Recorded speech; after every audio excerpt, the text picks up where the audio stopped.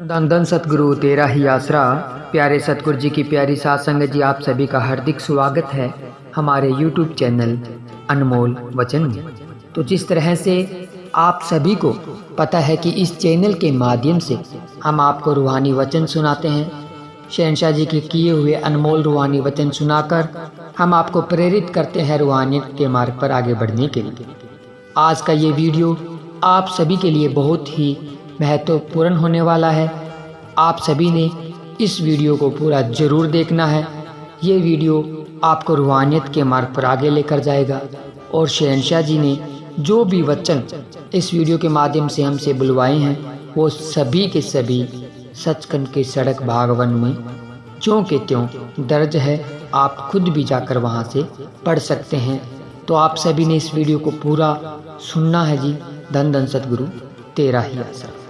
कहते हैं एक बार बादशाह विलायत गया, जाते समय अपनी रानियों को पूछा कि तुम्हारे लिए क्या कुछ लाऊं।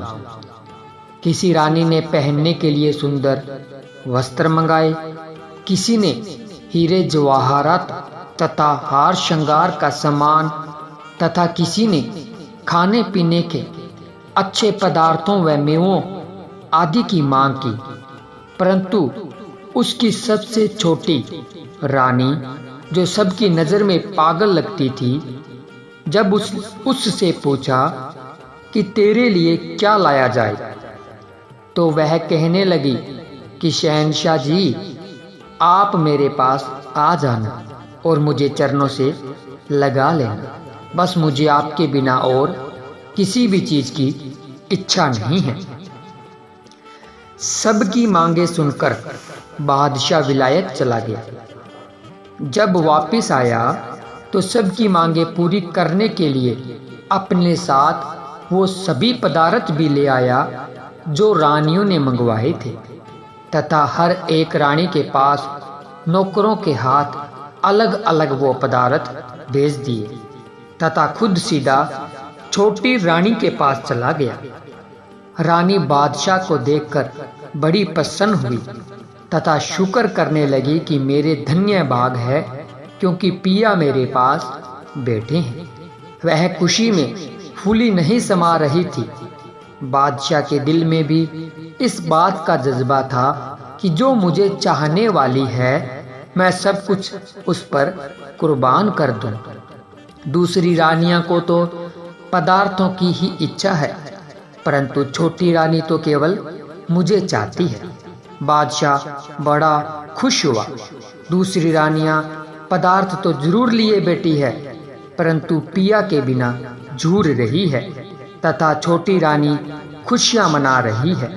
यह पदार्थ तो बिना कहने के भी मिल सकते हैं, क्योंकि बादशाह के घर में किसी चीज़ की कमी होती है क्या?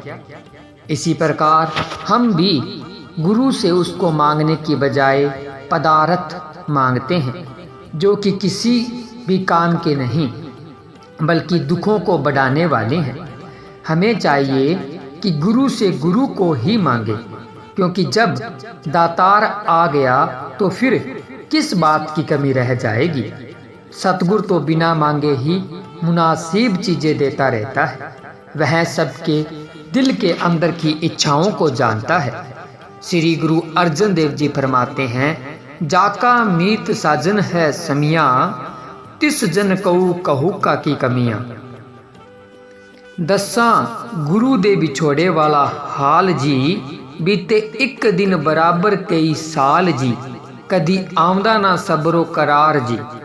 संत महात्मा फरमाते हैं कि गुरु का बिछोड़ा अति दुखदाई होता है। इसके बारे में फरीद जी कोयल से पूछते हैं कि हे कोयल, तू काली क्यों है? फिर आप ही जवाब देते हैं कि वह अपने प्यारे प्रीतम के बिछोड़े में जल जल कर काली हो गई है। काली कोयल तू कित गुण काली, अपने प्रीतम के हो बिरहे जाली। कबीर साहिब जी ने बिछोड़े में कबाब हुई रूह का बड़ा अजीब नक्शा खींचा है। उन्होंने गुरु के बिछोड़ों को बड़ा ही दुखदाई बताया है। बिछोड़े की मारी रूह अपने पिया का संदेश देती है कि जिस प्रकार मछली पानी का जीव है, वह पानी के बिना तड़प तड़प कर मर जाती है। इसी प्रकार हे मालिक, मुझे भी तेरा ही आधार है।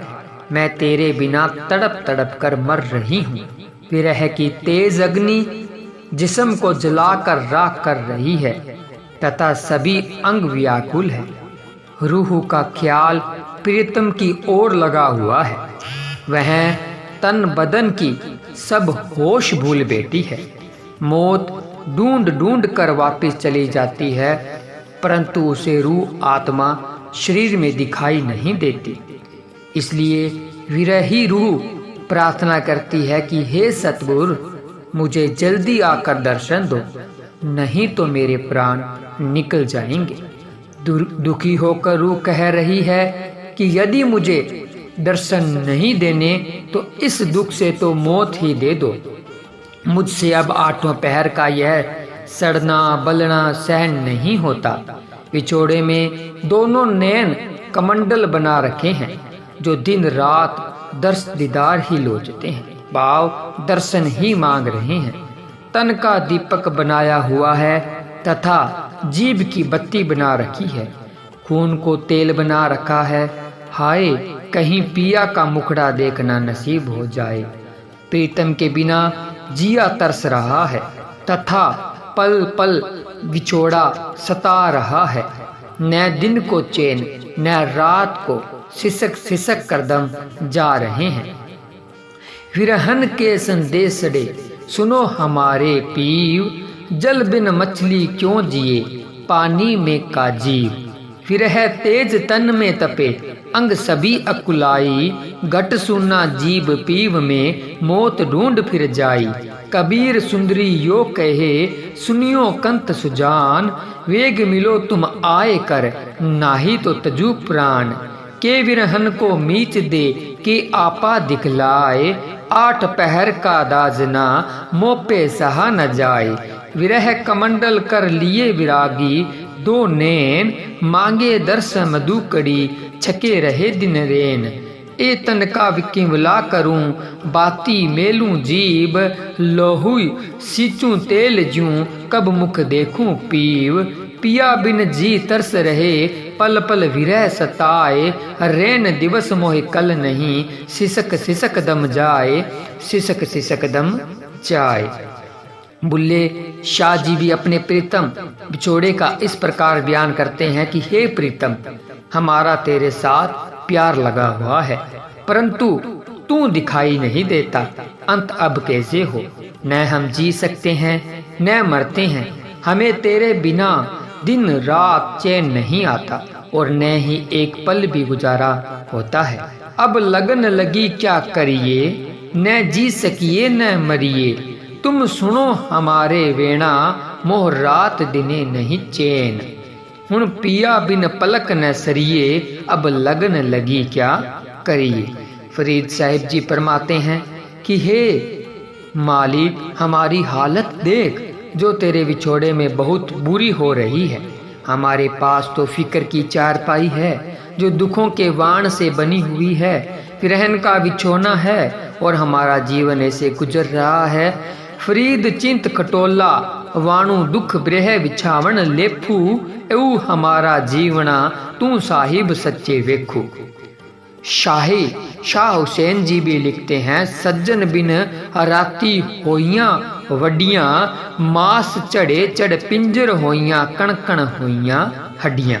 इसी प्रकार किसी और महात्मा का कथन है, तेरा दर्द सीने नू सलदा है, न चैन होवे एक पलदा है। सानू एक दिन साल बराबर है, सारी उम्र गुजार कौन करे। दुनिया से किनारा हो सकता, सतगुर से किनारा कौन करे। बाजों इस सोने सतगुर दे दुख दर्द दा चारा कौन करे। बाजों इस सोने सतगुर दे दुख दर्द दा चारा कौन करे। धन धन सतगुरु तेरा ही आसरा। तो प्यारे सतगुरु जी की प्यारी साध संगत जी, हमने आप जी को रूहानियत से भरे हुए वचन सुनाए जी। तो आप जी को ये रूहानियत से भरी हुई वीडियो कैसी लगी हमें कमेंट कर ज़रूर बताएं। और अगर अभी तक आपने हमारे YouTube चैनल को सब्सक्राइब नहीं किया है तो चैनल को सब्सक्राइब जरूर करें जी। मिलते हैं जल्द एक और रूहानियत से भरी हुई वीडियो के साथ, तब तक के लिए धन्यवाद। धन धन सतगुरु तेरा ही आसरा, धन धन सतगुरु तेरा ही आसरा जी।